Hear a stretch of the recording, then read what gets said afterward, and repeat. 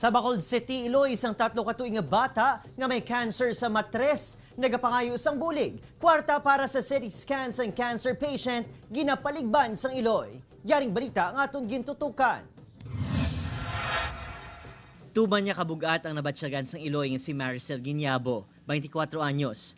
Ang iya ginapaligban, humalin sa nagligad tuig. Nagaanto sa sakit nga cancer ang iya 3 katuig nga bata nga si Julian. Kinhambalan kami sang doktor nga nang kaso nga ara pa ang bukol balikwaon ang iyang matres. Ginahimo man tanan namon para sa iya, sir.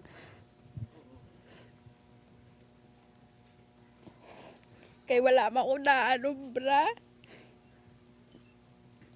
Si Papaya lang. Kada semana, ginapaidalom sa chemotherapy ang bata. Bangod sa kapigaduhon, wala na sang maisustinir ang pamilya sa mga kinahanglanon sini.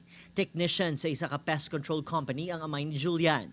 May duha pa ini ka mga utod. Sa December 10, nakaschedule yung ipaidalom sa city scan si Julian kay nagakinahanglan ng pamilya sa 20,000 pesos agud matigayon ini. Kapangayo kami sa inyo bulig. Para sa akong bata nga may kanser. Gabay pa mabuligan nyo kami. Pero sakit man duguan ko nga. Nagamuna sila. Anong ginapangamuyo mo sa Lord? Ginapangamuyo ko lang maampawan ng siya. Amalang na ginapangayo ko siya. Mahiling magsaot kag magkanta sadto ang bata.